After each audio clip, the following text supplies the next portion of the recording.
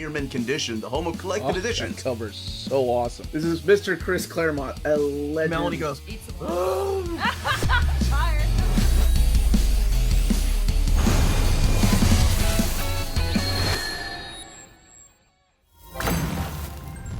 Happy Monday, all you minties. Uncanny Omar here from Near Mint Condition, the home of collected editions. And join me today for my advanced look at the Daredevil by Bendis and Maleev Omnibus Volume 2. This is the new printing from Marvel Comics. So let's check it out together.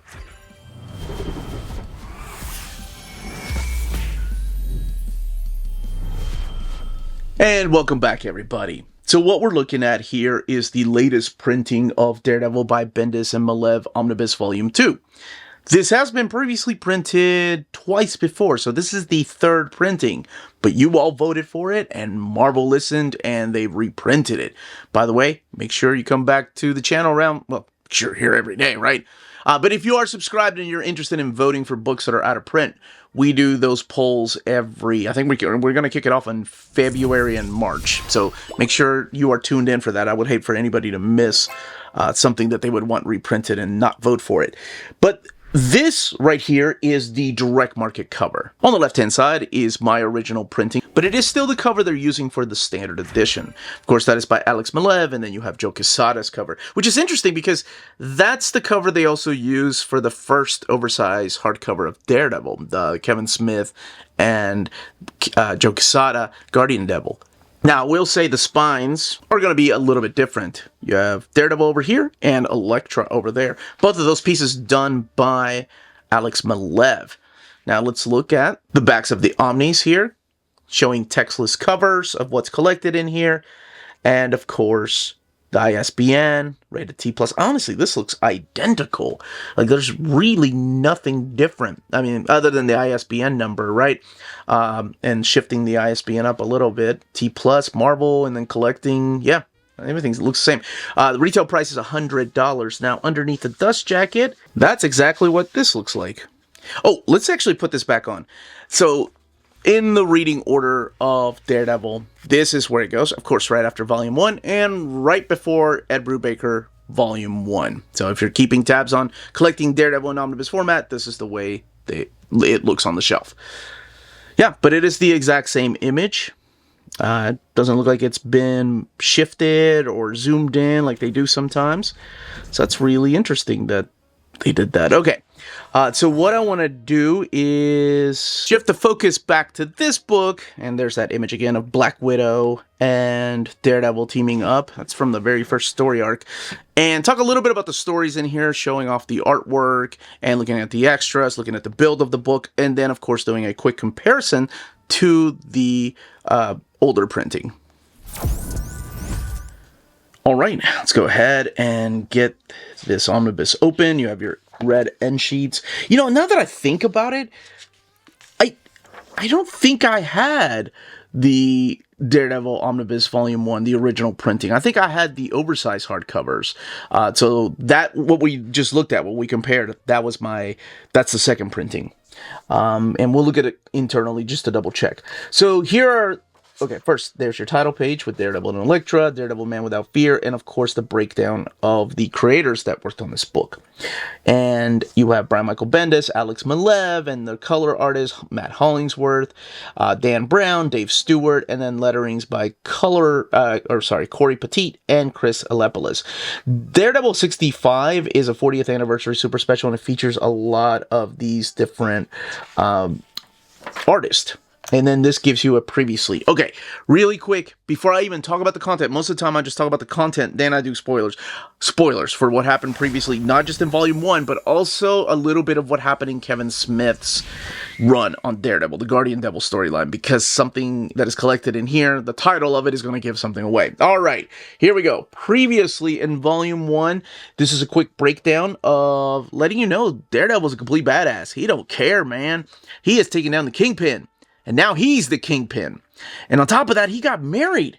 What? He got married to this young lady named Mila.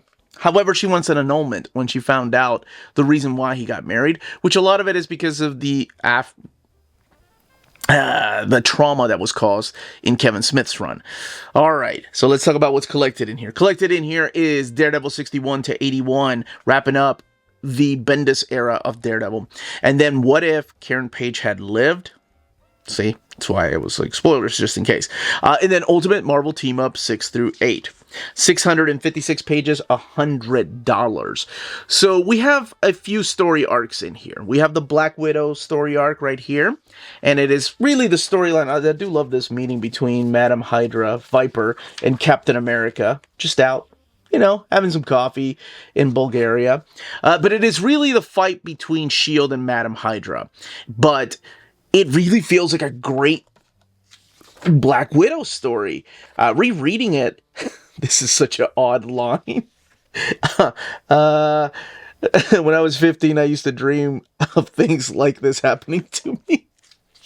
Yeah, I hear you, Matt. But anyway, the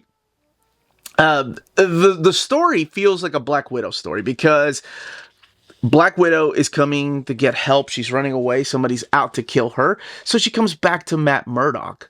And then Matt is dealing with his own problems because we have Mila Donovan, who is his wife, trying to get an annulment for their marriage because she found out why Matt decided to marry her. And then we have some newer villains that are trying to take over the Kingpin's I guess, his territory because they don't really believe that Daredevil should be the Kingpin. Now, this storyline wraps up and we get this issue 65. Issue 65 is really interesting because it is an anniversary issue. You have people like Greg Horn drawing some of it. You've got people like P. Craig Russell. Which is, Bendis did the same thing in the previous volume when he had classic artists come in and draw it. And they're all different types of style, too. You have P. Craig Russell, and then you have somebody like Chris Bachalo, and it's a different type of style. But it is really cool, because this is kind of a recap of what's going on in Daredevil's life, but it's events being told through different characters. So you get the perspective of, like, the Punisher, when he witnessed that Daredevil was declaring himself the Kingpin. You see the extended conversation here with Doctor Strange. And again, that one's like Chris Bachalo. And then you have like splash pages here like by David Finch. And this is Frank Quitely. And then we have issue 66. Issue 66 is the start of a new storyline. I think this is called the Golden Age. It's the return of the Kingpin that predates Wilson Fisk. So there's some flashbacks here to Daredevil wearing his yellow suit. Now, if you're trying to keep the timeline together, like, wait a minute, I remember when he wore the yellow suit. That was in the 1960s. That's going to give you a headache. Don't do that. Just go with it, okay? Just go with it. But I do love the fact that even the comics are done with this color format. So it looks different than the modern day that Alex Maleev is drawing. So he gets the help of Melvin, of all people, the Gladiator, to turn on Daredevil because he wants to claim the territory. We also have a new White Tiger because of the events that happened in the previous volume. And who is this young lady? Is she related to the original White Tiger? Well, one way to find out. And what happens to Melvin? Is he really turned bad? Okay, I've talked about this on my channel before. This is the Decalogue arc. And it is, to me, I think, where Brian Michael Bendis shines. It's less crime noir and more, it's almost like you're stepping into an episode of The X-Files. It's a group of people that are gathering together from all sorts of walks of life, and it's a support group that the settings are all set around stories where Daredevil always seems to have appeared in their lives. And it's a supernatural side of Daredevil, which we've seen in the past, right? We've seen with other creators in the past. I mean, even Frank Miller with the whole hand and resurrection and all that. But or Shadowland, which, well, no, that's after this. But like even D.G. Chichester did a lot of that supernatural stuff. Like it comes and goes from the life of Matt Murdock. But each of them tell a story in this 6-issue story arc. and how they ran into Daredevil. There is a supernatural element to the stories here.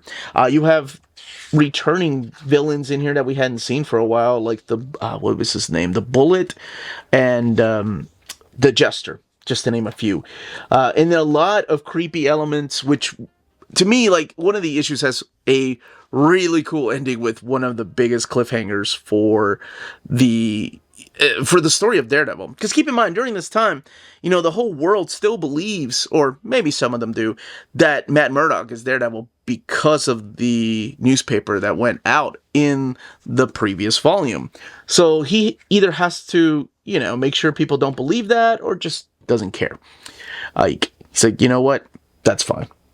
And it all comes to an end with the Murdoch Papers. So the Murdoch Papers is the finale of Daredevil by Brian Michael Bendis. And it is everything coming together. It's the Kingpin, you know, trying to make a move, even though now Daredevil's the new Kingpin. It's the return of some major players like, well, I just said Wilson Fisk, but you also have the return of Elektra. You've got the return of the Owl.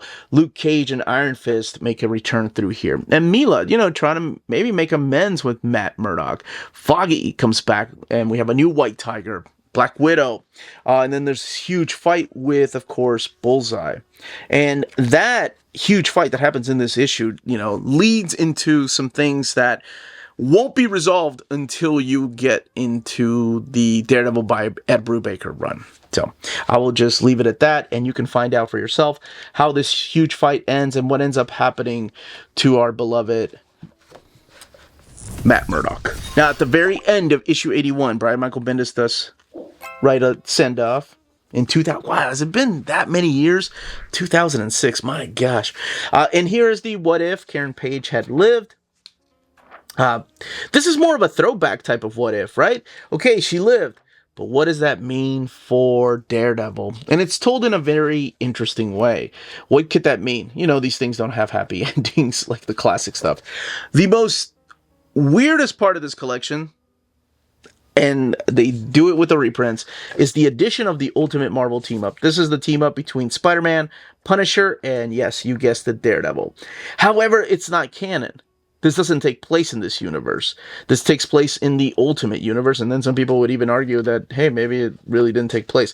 Although, you do get some Bill Sienkiewicz artwork, so that's nice. But that is something to keep in mind when you're reading it. You know, it doesn't take place in the 616 universe. And then we get this right here. This is the script to issue 81, which don't read that until you read issue 81. And then the extras back here. So yes, they're going through different changes, right? Like we've got now Director Hill. So even though Daredevil is in his own little corner or like pocket of the Marvel Universe, he's still being affected by the entirety of the Marvel Universe. You have cover inks here and cover pieces here for issues 76 and 77, the cover process, the alternate cover, and these nice watercolor pieces by Alex Maleev, and your end sheets. So let's look at the binding. 656 pages, sewn binding. This one is printed at the Mega Print. So what I want to do now is do a quick comparison to the second printing. All right, so let's go ahead and get both of these opened. A little more crimson red in the second printing. The second printing, by the way, is the Leo paper, which Marvel really doesn't print from anymore. They usually use the Donnelly printer and the Mega Print. I haven't seen an iMac book for a while, but I think they still use iMac too. This is 61. Now, let's talk about the thickness of the paper stock. So, paper stock from the second printing feels about the same kind of thickness. That is some thick, glossy paper. And as far as the way the book lays over, well, you can probably tell right here the type of gutter loss you have, especially with Madame Hydra's hand. Here, let's find a better page to do a comparison of that. So this is the very beginning. It's not really... You know what? There is an issue. There's some white... Yeah, we have some issues here. The cover. Let's look at a cover. All right, I wanted to come here because... Not just to show you that the covers are collected the same way with the issue number, text list, and a frame, but to talk about the bleed-through. that's happening. And it's on both of them when you have something like this. It's very minimal. Honestly, the paper thickness, yeah, that feels about the same thickness. But the bleed through honestly looks about the same. Like if you hold it down, yeah. But I mean, honestly, these kind of things, something that people look for. Like you got to be looking for it. And then of course the way the book lays over, I think you have just a little bit less gutter loss here, and that's mainly due to the eye looking like this. Whereas on the second printing from the Leo paper, let me show you what the eye looks like. Remember it not being very big? Yeah. So get just a little less gutter loss in the new printing. But everything else, I mean, including all the extras, like it's the same page count as previously. Like, same thing. And I just wanted to make sure, just flipping through here, colors looking almost identical, just a little bit lighter than the colors that are over here. Let's compare internal. Oh, here's good. Oh man, what issue is that? All right, so I wanted to come to the colors. Yeah, colors are just a little bit lighter than over here, a little bit darker than over here. And again, the way the book lays over, little less gutter loss over here than over here. You have to hold it down a little bit to see all of Mila's sunglasses. But that's it. That, as they say, is that. If you're interested in purchasing this omnibus, don't forget to check out our sponsors. BD Cosmos, the Canadian leader in graphic novels. They have a physical storefront in Montreal, Quebec, and their website, bdcosmos.com, offers 25% off your order of over $99 or more, and free shipping everywhere in Canada for every order of $250 or more. Their shipping care is exceptional. Your books will stay cozy through the rough Canadian weather and arrive to you in near mint condition. After checkout, let them know Near Mint Condition sent you their way, and you'll be added to the monthly $25 gift card raffle. Entries are valid for new and returning customers. Don't be afraid to call or email them. Ask them questions. Their staff is always happy to help guide you towards the right purchase. Visit their website, bdcosmos.com, for more. BD Cosmos, with rewards and raffles taking care of customers in Canada. Eh? CheapGraphicNovels.com, your online home for graphic novels and collected editions up to 50% off cover price. They have excellent shipping and prompt and helpful service. Check out their bargain deals for up to 90% off cover price. And don't forget, the CGN also takes pre-orders. That way you don't miss out on the hottest releases. And they are currently running a special promotion for you Minties. If you're a first-time customer, after receiving your order confirmation email, reply back to that email and let them know Near Mint Condition sent you their way. They will then apply a free shipping promotional credit to your next order in the US. Cheap Graphic Novels, your source for the hottest books with the kind of deep discount, quality shipping, and customer service that will keep you coming back for more. And that was the content, the page count, and build, and of course the comparison to the original printing. Let me know in the comments down below if you are picking this up, if you've missed the first two printings, and you've never read Daredevil by Brian Michael Bendis, and if you have, what you think of the stories, and what other era of Daredevil do you want to see Marvel collect. You know, we have an Innocenti coming out. Oh, I can't wait for that. There's just so much more to be collected. But that is it, everybody. Smash that like button on the way out. Thank you so much for watching. If you have any questions, ask them down below. Check us out on Patreon and Spreadshop. Amazing ways to support the channel. Stay healthy and safe out there. Much love.